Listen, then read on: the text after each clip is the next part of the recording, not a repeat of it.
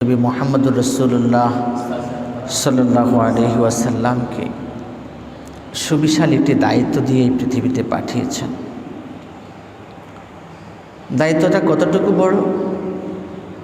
গোটা পৃথিবী যত বড়, দায়িত্ব বা দায়িত্বের পাওয়ারটা এই চেয়ে বড়। যে রাসূলের দায়িত্ব কতটুকু মানব জাতির প্রতি? কোরআনের মধ্যে উল্লেখ করা হয়েছে, ওয়ামা আরসালনাকা ইল্লা রাহমাতাল লিল আলামিন। যে রাসূল, আমি আপনাকে অন্য কোনো উদ্দেশ্যে, অন্য কোনো ধরনে বা অন্য কোনো প্রেক্ষাপট নিয়ে আমি আপনাকে দুনিয়াতে প্রেরণ করিনি, বরং পৃথিবীতে আপনার প্রেরণটা হয়েছে রাহমাতুল লিল আলামিন। গোটা মানব জাতির জন্যে নয়, শুধু গোটা পৃথিবীর জন্য আপনি রহমত স্বরূপ নাজিল হয়েছেন। সুবহানাল্লাহ। তাহলে রাসূল ছিলেন একজন, আর তিনি আখিরি নবী, যাকে খাতামুন নাবিয়্যিন বলা হয়। খাতামুন নাবিয়্যিন মানে হলো নবীদের মধ্যে নবুয়তের ধারাকে যিনি কি করেছেন, যার মাধ্যমে খতম করে দিয়েছেন, সমাপ্ত করে দিয়েছেন। অর্থাৎ পৃথিবীতে আমি অনেক নবী পাঠিয়েছি, একই সময়ে একই যুগে অনেক নবী ছিল পৃথিবীতে, কিন্তু আপনাকে যখন পাঠালাম তখন পৃথিবীতে আর কোনো নবী নেই। আপনি একাই নবী, আপনি তখন একাই রাসূল। আপনার সহকর্মী হিসেবে কাজ করবে পৃথিবীতে এরকম কোনো নবী আমি আর রাখি নাই। অন্যান্য নবীদের ক্ষেত্রে একই সময়ে বিভিন্ন গোত্রে, বিভিন্ন দেশে বিভিন্ন নবীদের অবস্থান ছিল, এক এক এলাকায় এক এক নবীদেরকে দায়িত্ব দিয়েছে। কিন্তু রাসূলের যুগে এসে তিনি আর নবী হিসেবে, রাসূল হিসেবে, সহযোদ্ধা হিসেবে আর কাউকে পাননি। তো এই জন্য ওনাকে ঘোষণা দিলেন রহমাতুল লিল আলামিন, আপনি পৃথিবীর জন্য রহমত স্বরূপ। অর্থাৎ গোটা পৃথিবী নিয়েই আপনাকে চিন্তা করতে হবে। গোটা পৃথিবীর মানুষকে কিভাবে জান্নাতমুখী করা যায়, এই চিন্তায় আপনাকে চলতে হবে। গোটা পৃথিবীর মানুষের প্রতি আপনার দায়িত্ব আছে। যেমন রাসূলকে বলছে গোটা পৃথিবীর রহমত স্বরূপ, আবার গোটা পৃথিবীর একটা দায়িত্ব রাসূলের কাঁধে তুলে দিয়েছে। এ দায়িত্ব দেওয়ার পর যখন সর্বপ্রথম রাসূল দায়িত্বপ্রাপ্ত হলেন, দায়িত্বপ্রাপ্ত কিভাবে হলেন? ওহীর প্রেরণের মধ্য দিয়ে আল্লাহ রাসূলকে আল্লাহ তাআলা এই দায়িত্ব দিয়েছেন। এই ওহী প্রাপ্ত হওয়ার মধ্য দিয়ে রাসূল দায়িত্বপ্রাপ্ত হয়েছে। সর্বপ্রথম ওহী কোথায় নাজিল হয়েছিল? আপনার তো জানার কথা, কোথায় নাজিল হয়েছে? যে এটা তো হুজুররা জানবে, সাধারণ মানুষ তো জানার দরকার নেই। কি বলেন, দরকার আছে? সর্বপ্রথম ওহী কোথায় নাজিল হয়েছে? হেরা গুহায়। হেরা একটা পর্বতের নাম। এটাকে বলা হয় মূলত জাবালে নূর, জাবালে নূর বলা হয়। এই পাহাড়টা 2.5 কিলোমিটার উঁচা। কত কিলোমিটার? 2.5 কিলোমিটার উঁচা। এখন দীর্ঘ 1,500 বছরে মানুষের উঠা নামায়, আপ ডাউনের কারণে হয়তো উঠাটা একটু সহজ হয়েছে, রাস্তা তৈরি হয়েছে। পাথর কেটে রাস্তা বানানো যায়, ঠিক আছে, কিন্তু সিঁড়ি তো ওইভাবে বানানো যায় না। কিন্তু মানুষ হয়তো তার প্রয়োজনের তাগিদে এভাবে বিভিন্ন মানুষ হয়তো পাথর কেটে, পাথর ভেঙে মানে উঠার একটা ব্যবস্থা করেছে। 2.5 কিলোমিটার উঁচু। রাসূল যখন সর্বপ্রথম উঠেছেন তখন তো আর উঠার কোনো প্রসেসিং ছিল না। মক্কা থেকে এই হেরা পর্বতের দূরত্ব প্রায় 6 কিলোমিটার। আল্লাহ রাসূল পুরো একদম উপরে উঠার পর আবার একটু বেয়ে পাশ গেছে, নেমে আর একটু নিচে আসতে হয়। আসার পরেই এখানে মানে পাহাড়টা মানে পাথর কেটে মনে হয় যেন ছাউনি দিয়ে রেখেছে। মানে পাথরটা এভাবে বসানো আর কি, মনে হয় যেন কেউ একটা পাথরের উপর আরেকটা পাথর বসাইয়া রাখছে আর কি। দেখতে বাহ্যিকভাবে দেখা যায় মনে হয় কোনো মানুষ হয়তো বসাই দিয়েছে। আসলে আল্লাহ রব্বুল আলামিন যেভাবে সৃষ্টি করেছেন ঠিক এভাবেই পাথরের অংশটা কি ঝুলতেছে একটার উপরে আরেকটা। একদম উঁচু পাহাড়ে ওঠার পর আর একটু নিচে এসে আরও 15-20 ফিট নিচে এসে এই গুহায় ঢুকতে হয়। আর গুহায় ঢুকার ক্ষেত্রে এসে যে অবস্থা সেটা হলো উপরেও পাথর, পাশেও পাথর, নিচেও পাথর। একদম কোন একটা চিপা জায়গা দিয়ে যেরকম ছোট বাচ্চারা খুব ইনিয়ে বিনিয়ে চেপে চুপে ঢুকে আসে না, মানে ঢুকতে পারে না, ঢুকার জায়গা নেই, মানে মাথা দিয়ে কোনো রকম এভাবে করে ঢুকে। ঠিক হেরা পর্বতে ঢুকার রাস্তাটা ছিল এরকম। রাসূল সেখানে কিভাবে ঢুকছেন আল্লাহই জানে। মানে মাথা গেলে বডি যায় না, বডি গেলে নিচের অংশ আটকে থাকে, মানে এই ধরনের একটা অবস্থা আজকে। এখানে ভাববার বিষয় যেটা সেটা হলো যে রাসূল এখানে গেলেন এত কষ্ট করে, পুরুষ মানুষ যেতেই তো পারে, কিন্তু হযরতে খাদিজা রাদিয়াল্লাহু তাআলা আনহা কীভাবে মক্কা থেকে এই মদিনা এই হেরা পর্বতের এই গুহায় 2.5 কিলোমিটার উঁচা, আর এটা তো ডাইরেক্ট উঠা যায় না, ডাইরেক্ট উঠলেই না আপনি 2.5 কিলোমিটার হতো রাস্তা, কিন্তু উঠতে হয় একবার এদিকে যেতে হয় ডানে, আরেকবার বামে, আরেকবার এদিকে, আরেকবার ওদিকে, এভাবে আপনার যাওয়া লাগে। তিনি মহিলা মানুষ কিভাবে উঠলেন এবং স্বামীর জন্য কিভাবে রসদপত্র, খাবার, পানি এগুলো পৌঁছালেন, এটা আসলে একটা ভাববার বিষয়। আমার উঠতেই সব মানুষ উঠতে পারেন, আমার উঠতেই অনেক কষ্ট হয়েছে। আর এখন তো প্রসেসিং, অনেকে কেটে টুটে কিছু মানে সেই মতো করে ফেলেছে, কিন্তু আমি যেটা ভাবলাম যে আমার মতো একটা নৌজওয়ান উঠতে আমার প্রায় 1 ঘন্টা 50 মিনিট সময় লেগেছে আমার উঠতেই। হযরত খাদিজা রাদিয়াল্লাহু তাআলা আনহা মহিলা মানুষ, তিনি কিভাবে উঠলেন? আজকের বর্তমান সমাজের মা বোনরা স্বামীর জন্য কতটুকু কষ্ট করেন। আমি মা বোনদেরকে কথাটা বলতে চাই যে 2.5 কিলোমিটার রাস্তা, কিন্তু পাহাড়ের রাস্তা, আবার পাথর, কোনো আপনি যে কোনো ঢালপালা নেই। আমাদের দেশে পাহাড়ে তো গাছ আছে, ঘাস আছে, এটাও নেই যে আপনি কিছু ধরবেন, এরপর বিশ্রাম নেবেন, সুযোগ নেই।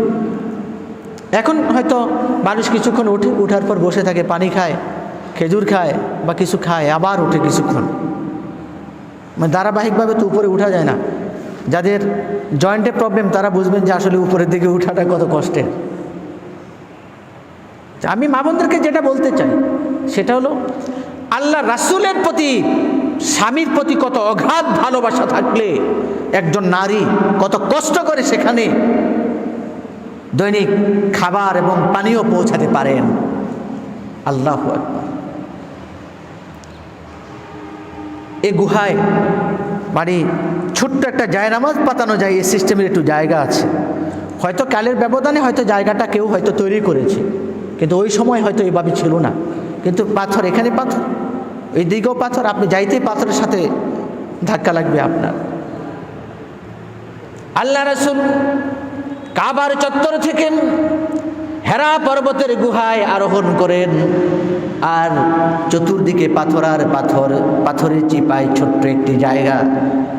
এখানে বসেই তিনি মক্কার কাবার দিকে তাকাতেন। যদিও 6 কিলোমিটার দূরত্ব, কাবাটা একটু আবসা আবসা করে দেখা যেত তখন। এখন জমজম টাওয়ার সহ অন্যান্য টাওয়ার হয়ে যাওয়ার কারণে ডাইরেক্ট কাবাঘর দেখা যায় না, নাহলে হেরা পর্বত থেকে সরাসরি কাবা দেখা যেত। এখানেই বসে আল্লাহ রাসূল গবেষণা করতেন। কিসের গবেষণা? কিভাবে ধন সম্পদ অর্জন করা যায়, কিভাবে টাকা পয়সা কামানো যায়, কিভাবে ভাই হয়ে বোনের হক মেরে দেওয়া যায়, কিভাবে জমি দখল করা যায়, কিভাবে দিনের বেলার ভোট রাতে অর্জন করা যায়, কিভাবে ত্রাণ মেরে যাওয়া যায়, কিভাবে মানুষের প্রাণ কেড়ে নেওয়া যায়। আল্লাহ রাসূল এই সমস্ত গবেষণা কি হেরা পর্বতে করতেন?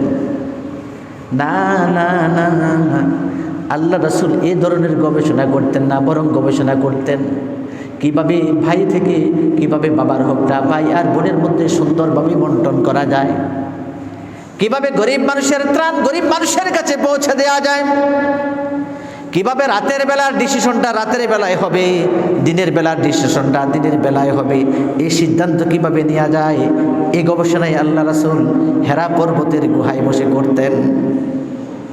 কিভাবে অসভ্য মানুষকে সভ্য বানানো যায়, কিভাবে জাহিলি যুগের জাহেলদেরকে জ্ঞানী বানানো যায়, অসভ্য মানুষগুলোকে কিভাবে সভ্য বানানো যায়, হেরা পর্বতের গুহায় আল্লাহ রাসূল বসে বসে এই চিন্তা ভাবনাই করতেন। এত বিস্তীর্ণ অঞ্চল, এখন তো রোড তৈরি করা হয়েছে, রোড দিয়ে হেরা পর্বতের আপনি পাদদেশ পর্যন্ত গাড়ি দিয়ে চলে যেতে পারবেন এবং পাহাড়ের টিলার অনেকখানি উঁচু পর্যন্ত গাড়ি যায়, সেই পর্যন্ত আপনি যেতে পারবেন। কিন্তু ওই সময় তো এই রাস্তাটুকু ছিল না, একদম পুরো রাস্তাটাই আল্লাহ রাসূল পায়ে হেঁটে উঠেছেন।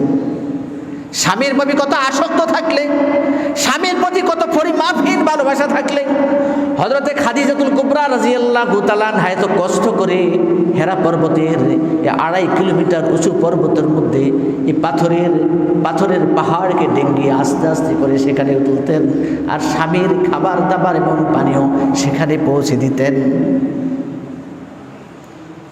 আর এখনকার মা বোনদের কাছে যদি বলে যে আমাকে 1 গ্লাস পানি দাও, আছে ইল্লা মাশাআল্লাহ ব্যতিক্রমও আছে, যদি কয় পানিটা নিয়ে খাওয়া টেবিলে আছে, এটুকু তুমি করে খেতে পারো না, বলে না। ভদ্রতার অভাব যেমন আছে, সভ্যতারও অভাব আছে। অসুস্থ হলে ভিন্ন কথা, সেটা নিয়ে আমরা কথা বলি না।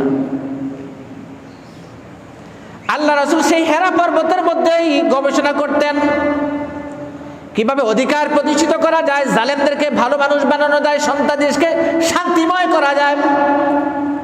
আর এমন এক প্রেক্ষাপটে আল্লাহ তাআলা নাজিল করে দিলেন, ইকরা বিসমি রাব্বিকাল্লাযী খালাক, খালাকাল ইনসানা মিন আলাক, ইকরা ওয়া রাব্বুকাল আকরাম আল্লাযী আল্লামা বিল কলম, আল্লামাল ইনসানা মা লাম ইয়ালাম। আল্লাহ রাসূল রিসালাত প্রাপ্ত হলেন এই ওহীর মাধ্যমে, সাথে সাথে তিনি ভীত সন্ত্রস্ত হয়ে গেলেন, তার গায়ে কম্পন শুরু হলো, তিনি অসুস্থ হয়ে পড়লেন। এখান থেকে বেরিয়ে হযরতে খাদিজাতুল কুবরা রাদিয়াল্লাহু তাআলা আনহার বাসায় আগমন করলেন, আর চিৎকার করে বললেন, জাম্মিলুনি জাম্মিলুনি, ও খাদিজা আমি মরে যাব, আমার কেন জানি মরণের ভয় হচ্ছে, আমি অসুস্থ হয়ে পড়লাম, আমাকে কম্বল জড়িয়ে দাও, আমাকে কম্বল জড়িয়ে দাও। খাদিজা আমি প্রাণে বাঁচবো না, আমি মরে যাব, আমার ভয় হচ্ছে, আমাকে কম্বল জড়িয়ে দাও বলে চিৎকার করতে লাগলেন, ভীত সন্ত্রস্ত হয়ে পড়লেন। হযরতে খাদিজাতুল কুবরা রাদিয়াল্লাহু তাআলা আনহা তখন আল্লাহ রাসূলকে যে সমস্ত কথাগুলো বলে তাকে সান্ত্বনা দিলেন, এই কথাগুলো বর্তমানে বুখারী শরীফের হাদিস। আল্লাহু আকবার। হযরতে খাদিজাতুল কুবরা রাদিয়াল্লাহু তাআলা আনহা স্বামীকে সান্ত্বনা দিয়ে বলেন, ওয়াল্লাহি লা ইউযিকাল্লাহু আবাদা, আল্লাহর কসম করে বলছি, আল্লাহর কসম করে বলছি, ওগো স্বামী, আপনাকে আল্লাহ তাআলা বেইজ্জত করবেন না, আপনাকে আল্লাহ তাআলা বেইজ্জত করবেন না। তখনও কি খাদিজা ঈমানদার? রাসূল তো সত্য মাত্র নবুয়ত প্রাপ্ত হলেন, কিন্তু খাদিজা কসম করলেন কার নামে? আল্লাহর নামে। ওয়াল্লাহি লা ইউযিকাল্লাহু আবাদা, আল্লাহর কসম করে বলছি, আল্লাহ তাআলা আপনাকে কখনো বেইজ্জত করবেন না। কেননা আপনি কখনো মানুষের হক মেরে খান নাই, ত্রাণ মেরে খান নাই, বোনের হক মেরে খান নাই, গরিবদের হক মেরে খান নাই। আপনি গরিব মানুষকে খাবার দিয়েছেন, পানীয় দিয়েছেন, যেখানে ঝগড়া বিবাদ দেখেছে সেখানে বিবাদ মিট করে দিয়েছেন, মানুষের মধ্যে কিভাবে শান্তি আনয়ন করা যায় আপনি ভূমিকা নিয়েছেন, গরিব দুঃখীর মুখে কিভাবে খাবার তুলে যায় এই চিন্তা করেছেন। সুতরাং আল্লাহ তাআলা আপনাকে কখনো বেইজ্জত করবেন না। হযরতে খাদিজাতুল কুবরা রাদিয়াল্লাহু তাআলা আনহার এই কথাগুলো দ্বারাই বোঝা যায় যে রাসূল কারীম সাল্লাল্লাহু আলাইহি ওয়াসাল্লাম নবুয়ত প্রাপ্ত হওয়ার আগেও মানুষের অধিকারের কথা চিন্তা করতেন। আমরা তো এখন ভোট চাই যে আমি ক্ষমতায় গেলে আপনারা আমাকে নির্বাচিত করেন, আমি আপনাদেরকে একদম গোলা ভুইরা সব দিয়ে দেব, বলি কি না? হ্যাঁ, বুঝে যায় এটা রাসূলের সুন্নতের বিরোধী কথা,